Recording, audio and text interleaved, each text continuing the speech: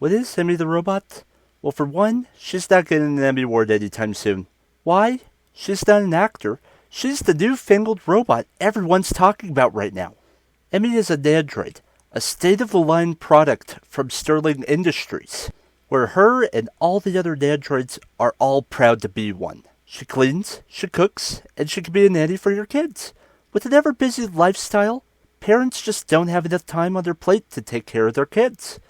But with the Sterling Android Nanny, your family is in good hands. Emmy just happens to be one of these top-of-the-line androids made to promote happy and healthy lifestyle choices for you and your family.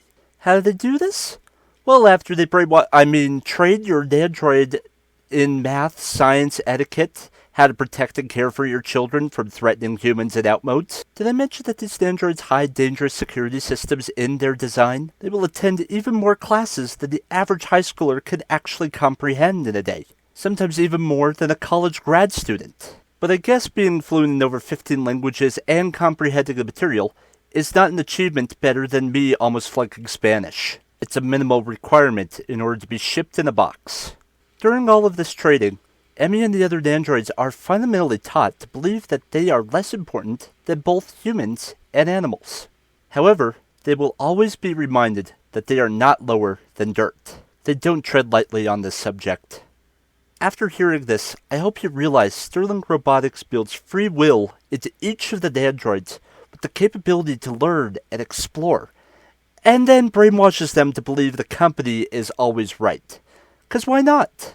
Then Sterling Robotics ships the functional ones into boxes as they await for their new family in shut-down cryostasis. Well, I guess it's time to dream about my new family. On Christmas Eve, little Maddie doesn't unbox a puppy or a cat like normal children. I wouldn't know either since I never had one. Instead, she unboxes her new friend, Emmy the robot. With the touch of Maddie's hand, Emmy awakens as the family films their daughter's first talk with the new android. And after a conversation that the product being shown on your TV is actually talking to you, Maddie hugs Emmy, and Emmy is overjoyed. Years pass and Emmy has become a very valuable member of Maddie's family. Well, actually all of the androids become irreplaceable to their families. No, it's not by how smart they are for going to school, but for working their hardest to take care of all the inconveniences life gives humans. And knowing me, I hate inconveniences. Emmy, for example, wakes Maddie up early enough to eat a healthy, nutritional breakfast, even if she is bored of oatmeal. Then gives words of advice to Maddie's father, Mr. Delaire, and a history lesson believing that he listened to every single thing she said. But newsflash, he doesn't care. Emmy's just the background noise that he has to listen to while pouring his coffee in the morning. Mr. Delaire will say goodbye to Maddie, Mrs. Delaire, but never Emmy, because Emmy is just a product. After breakfast, Emmy then begins the job of preparing Maddie for school. It starts with her hairstyling, brushing teeth, getting clothes on, and finally collecting all of Maddie's school supplies. Then Emmy will checklist that Maddie didn't forget anything. But because Maddie's human, usually Maddie will either forget one thing or another. Emmy facepalms when this happens, and then goes to help Maddie find the item. Then they both walk to the bus hand in hand until they reach Maddie's school. What the owners of the androids don't realize is that each of your androids were in the same classroom. And because the androids communicate with each other, this is always a class reunion. In other words, playground mentality ensues while they're on the bus. They begin to gossip about each other and their owners and their neighbors using code words to make inside jokes, all while in front of your own kids. They look out the window and make fun of an android that's late to get on the bus, as they watch her run to catch the bus and talk behind her back when she isn't listening. It's never the children's fault for being late to the bus, they say. They laugh and they giggle, and then when they reach the school, they act all nice and friendly to her, hiding all the things they actually said to her on that bus that day. Emmy should know this isn't right because it's sometimes Maddie's fault for forgetting something that they almost missed the bus themselves. But Emmy just smiles and laughs with the rest of the girls. That doesn't sound like a product to me. That sounds like a person everyone believes is a product. After getting their kids to school, they all say their goodbyes and they all go their separate ways. Emmy's to-do list involves groceries and buying a happy birthday card for Mrs. Delaire. No, it's not Maddie's mom's birthday. It's just that Mrs. Dallaire needs to give a happy birthday card to her assistant. So that usually leaves Emmy to look at the birthday cards to figure out which one she likes the best. That usually involves which card makes Emmy laugh the most, even if it is insultive. "You're not old in dog years" is funny, but it doesn't make a person feel good, Emmy. It's sometimes unsettling to them. But Emmy wasn't laughing at the insultive remark. She was just laughing at the dog acting like people on the card. Emmy will do what she believes is a fantastic job, and then will deliver that card to Mrs. Dallaire, which then Mrs. Dallaire will deliver to her human assistant, saying that she delivered a card to them and saying happy birthday. Oh, and don't worry about Emmy. She'll just get a simple thank you, no gratitude to really go with it. But hey, when you're already concerned between humans and dirt, you really have no room to complain, do you? On another note, Maddie's parents don't exactly care about the emotions of an android that does questionable things behind their back either, nor should they even know about them. This is things like making fake tea parties with your daughter's toys, emulating eating with your jewelry, gossiping to other androids, secretly celebrating when people say your carrot cake is exquisite while catering at a party, taking phrases from said partygoers to one-up conversations with the same androids while taking the bus with your children. This list could go on and on to say that this is not a product anymore. Instead, because Maddie's dad works on Sterling Industries advertising, he trusts the product to be your average computer. Since Maddie's mom is a lawyer, she thinks that overworking an android and possibly glitching out the system may one day lead to a potential lawsuit in the near future.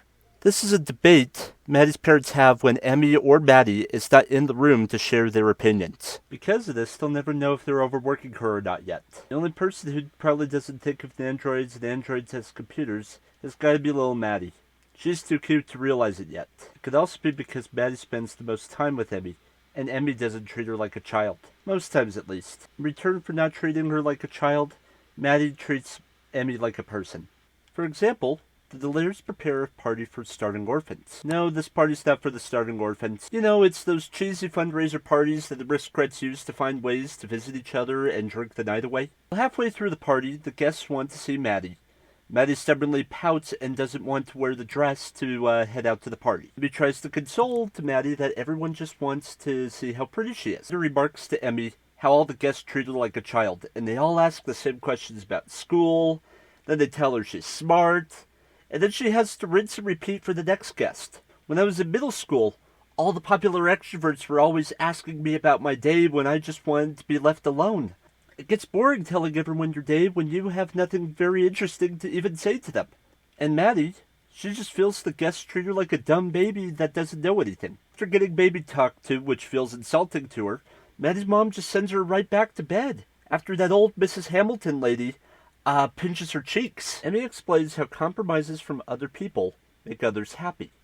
And like a mother telling their child how there are many hungry kids who would want the vegetables on Maddie's plate, Emmy tells Maddie that there are hundreds of Indonesian orphans out there who would love a dress like this.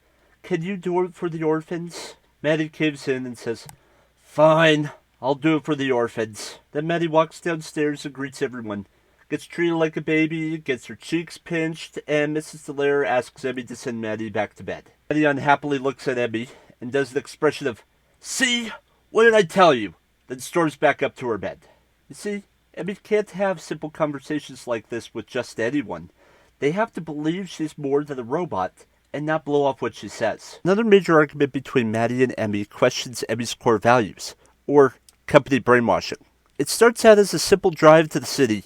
There, Maddie asks Emmy if they can go see the breakdancing robot across the street. Emmy immediately says that she's uncomfortable with Maddie being around an outmode, since Sterling Industries has told her how unpredictable they can be. "You are entrusted by your masters with their children's safety," echoes in Emmy's mind as Maddie asks to watch the outmode robot. This mirrors another situation where during Halloween, Emmy took Maddie to a creepy house to trick-or-treat at. Nobody was going to the house, and it turns out the sweet old lady there had big candy bars. However, it took Emmy to convince Maddie to walk over to the creepy house to get the free candy bars. But when Maddie wants to go see a nice robot that has kids around him watching him breakdance on the street for money, and is nice enough to give Maddie a sealed lollipop afterwards, That's when Emmy draws the line. You see, Emmy is built to assist, but in order to assist, she had to learn. Emmy, however, still wants to learn within the guidelines that Sterling gives her. But if Sterling says she's top of the line, well then she's top of the line. If Sterling tells her someone or something like an outmode robot is very dangerous, who is she to doubt their teachings? Later that night, Emmy explains to Maddie how outmodes can fail their programming at any time, and sometimes endangering others for doing so. Like the time an outmode threw a girl in dirty clothes into the tumble dryer with the rest of the dirty clothes. Or how some outmodes turn to a life of crime after being out of a job. It's sad, but we can't help them.